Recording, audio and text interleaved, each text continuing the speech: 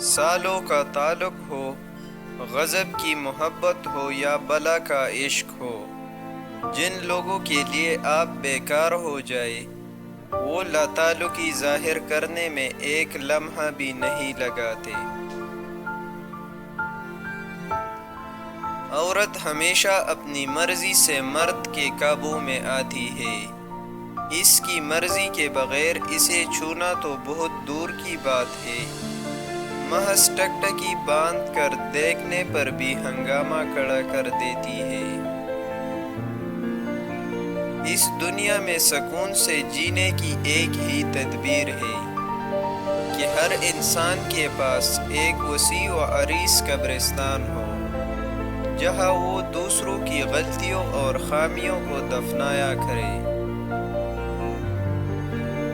زیادہ شوہر کانٹے دار باڑیں ہوتی ہے، ان کے کانٹوں سے باہر والے ڈرتے ہیں اور اندر والے گریز کرتے ہیں۔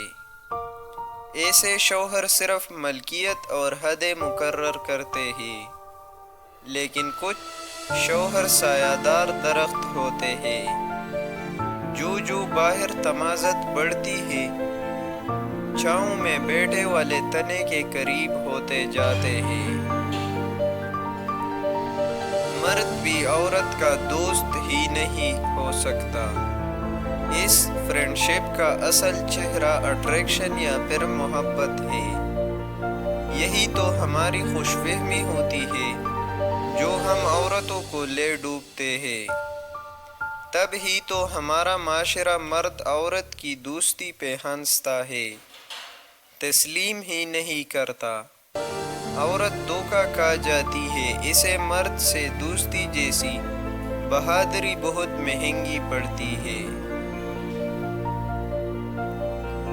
اگر آپ اس گمان میں ہیں کہ آپ نے کسی کے لیے بہت کچھ کیا، وقت دیا، اپنی نیند خراب کی، سونے کے اوقات تبدیل کیے، اپنی عادات و اطوار، لہجہ اور زندگی جینے کے انداز بدل ڈالے، اور ان سب کی اگلے انسان کی نظر میں بڑی اہمیت ہوگی، تو مبارکباد وصول کرے، ایسا کچھ نہیں ہے۔